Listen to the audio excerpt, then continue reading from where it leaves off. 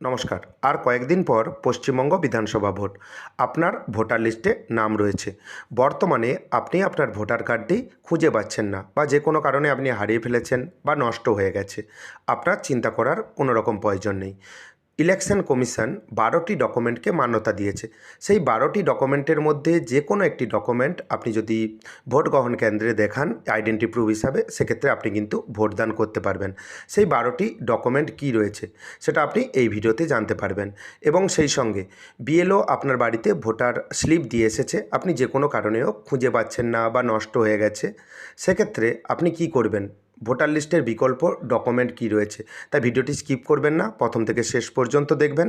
চ্যানেলে নতুন হয়ে থাকলে পরবর্তী গুরুত্বপূর্ণ আপডেট পাওয়ার জন্য চ্যানেলটিকে সাবস্ক্রাইব করে দেবেন। Important information for voters.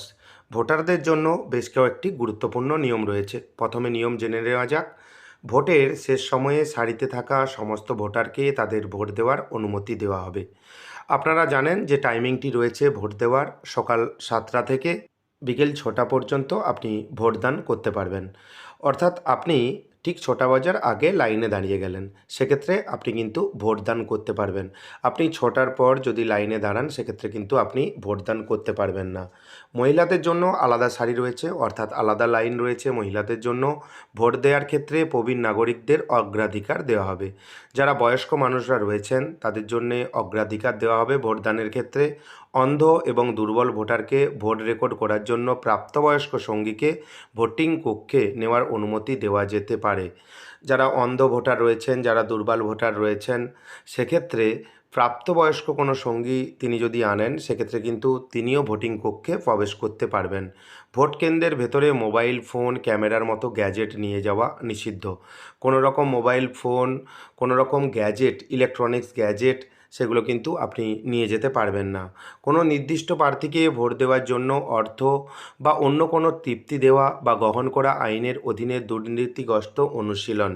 এবং ভোট কেন্দ্রে শনাক্তকরণের উদ্দেশ্যে এই স্লিপটি গ্রহণ করা হবে না, যেটি আপনাকে সচিত্র ভোটার পরিচয়পত্র বহন করতে হবে বা কমিশনের দ্বারা নির্দিষ্ট করা 12টি বিকল্প নথির মধ্যে একটি বহন করতে হবে। এখানে খুব গুরুত্বপূর্ণ একটি পয়েন্ট রয়েছে। আপনি শুধুমাত্র ভোটার স্লিপ নিয়ে ভোট গ্রহণ কেন্দ্র যেটা রয়েছে বা বুথ রয়েছে সেখানে গেলেন, আপনি কিন্তু ভোটদান করতে পারবেন না। এই ভোটার স্লিপের মানেই হচ্ছে যে এখানে আপনার পার্ট নম্বর, সিরিয়াল নম্বর এবং আপনার নাম উল্লেখ রয়েছে। ওখানে সিরিয়াল নম্বরটি দেখে যিনি অফিসার রয়েছেন তার সুবিধে হবে। এটাই হচ্ছে ভোটার স্লিপের কাজ। কিন্তু এটা কোনো আইডেন্টি প্রুফ বলে গণ্য হবে না যে আপনি শুধুমাত্র ভোটার স্লিপ নিয়ে যে ভোটদান করছেন, সেটা কিন্তু হবে না। এবং অনেকের ভোটার স্লিপ হারিয়ে গেছে বা অনেকের ভোটার স্লিপ নষ্ট হয়ে গেছে, তারা কি করবেন? তারা তো চিন্তিত রয়েছেন। সেক্ষেত্রে চিন্তা করার কোনো রকম দরকার নেই।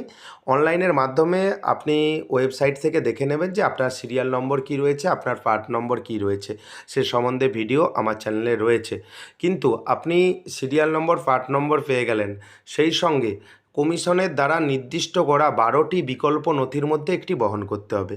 আপনার যদি ভোটার কার্ড থাকে সেক্ষেত্রে তো কোনো রকম সমস্যা নেই। হয়তো আপনার ভোটার আইডি কার্ড হারিয়ে গেছে বা এই মুহূর্তে আপনার ভোটার কার্ড নেই, আপনার কিন্তু ভোটার লিস্টে প্রথমত নাম থাকতে হবে। ভোটার কার্ড ছাড়া 12টি নথি রয়েছে বা 12টি ডকুমেন্ট রয়েছে। সেই ডকুমেন্ট কী রয়েছে, সেই ডকুমেন্টের মধ্যে যে কোনো একটি ডকুমেন্ট নিয়ে যাবেন। সেই সঙ্গে আপনার ভোটার স্লিপ না থাকলে আপনার পার্ট নম্বর, সিরিয়াল নম্বর নিয়ে যাবেন। সেক্ষেত্রে আপনার ভোটদানে কোনো রকম অসুবিধে হবে না। এই যে 12টা নথি রয়েছে, তার মধ্যে আধার কার্ড রয়েছে, passport with photograph issue by bank, post office. আপনার ব্যাঙ্ক বা পোস্ট অফিসের ছবিসহ পাসবই। দেখবেন অনেকের পাসবইয়ে ছবি নেই, সেক্ষেত্রে কিন্তু গ্রাহ্য হবে না। ছবিসহ পাসবই আপনাকে নিয়ে যেতে হবে। ড্রাইভিং লাইসেন্স যদি আপনার থাকে, ছবিসহ ড্রাইভিং লাইসেন্স, আপনারা জানেন যে ড্রাইভিং লাইসেন্সে ছবি থাকে, আপনি ড্রাইভিং লাইসেন্সও নিয়ে গেলে ভোটদান আপনি করতে পারবেন আইডেন্টি প্রুফ হিসাবে। জাতীয় নাগরিক রেজিস্টারের অধীনে রেজিস্টার জেনারেল অব ইন্ডিয়া কর্তৃক প্রদত্ত স্মার্ট কার্ড। এবং জাতীয় নাগরিক রেজিস্টারের অধীনে আপনার যদি রেজিস্টার জেনারেলের দেওয়া আপনার স্মার্ট কার্ড থাকে, সেক্ষেত্রে আপনিও কিন্তু ভোট দিতে পারবেন। ফটোসহ পেনশনের নথি, আপনার যদি পেনশনের নথি ফটোসহ থাকে সেক্ষেত্রে আপনি কিন্তু ভোটদান করতে পারবেন। সংসদ, বিধায়ক, বিধান পরিষদের সদস্যদের দ্বারা প্রদত্ত সরকারি পরিচয়পত্র। এখানে সংসদ বা বিধায়ক যিনি রয়েছেন, বিধান পরিষদের যে সদস্য রয়েছেন, তারা যদি আপনাকে কোনো সরকারি পরিচয়পত্র দিয়ে থাকেন, সেই পরিচয়পত্র দিয়েও কিন্তু আপনি ভোটদান করতে পারবেন। MGNREGA job card, Mahatma Gandhi জাতীয় গ্রামীণ কর্মসংস্থান নিশ্চয়তা আইনের জব কার্ড। আপনার যদি জব কার্ড থাকে, কিন্তু জব কার্ডের ছবি থাকতে হবে। শ্রম আইন মন্ত্রণালয় প্রকল্পের অধীনে জারি করা স্বাস্থ্য বীমা স্মার্ট কার্ড। শ্রম আইন মন্ত্রণালয় দ্বারা জারি করা যদি আপনার স্মার্ট কার্ড থাকে, সেক্ষেত্রেও আপনি আইডেন্টি প্রুফ হিসাবে এই ডকুমেন্ট দেখাতে পারবেন। আপনার কাছে যদি প্যান কার্ড থাকে, প্যান কার্ডও আপনি কিন্তু আইডেন্টি প্রুফ ডকুমেন্ট হিসাবে ব্যবহার করতে পারবেন। ইন্ডিয়ান পাসপোর্ট, আপনার যদি ভারতীয় পাসপোর্ট থাকে সেক্ষেত্রেও আপনি কিন্তু এই ডকুমেন্টও দেখাতে পারবেন আইডেন্টি প্রুফ হিসাবে। কেন্দ্রীয় রাজ্য সরকার, PSU, পাবলিক লিমিটেড কোম্পানি কর্তৃক কর্মচারীদের প্রদত্ত ছবিসহ পরিষেবা পরিচয়পত্র। আপনি যদি কেন্দ্রীয় সরকার, রাজ্য সরকার এবং PSU, পাবলিক সেক্টর ইউনিট বা পাবলিক লিমিটেড কোম্পানির আপনি যদি এমপ্লয়ি হয়ে থাকেন বা কর্মচারী হয়ে থাকেন, সেক্ষেত্রে আপনার যদি ছবিসহ পরিচয়পত্র থাকে, সেই পরিচয়পত্র দিয়েও কিন্তু আপনি ভোটদান করতে পারবেন, অর্থাৎ আপনি আইডেন্টি প্রুফ হিসাবে ডকুমেন্ট দেখাতে পারবেন। এরপর প্রতিবন্ধী পরিচয়পত্র, UDID কার্ড যদি আপনার থাকে, সেক্ষেত্রেও আপনি কিন্তু পরিচয়পত্র ডকুমেন্ট হিসাবে ব্যবহার করতে পারবেন এবং ভোটদান করতে পারবেন।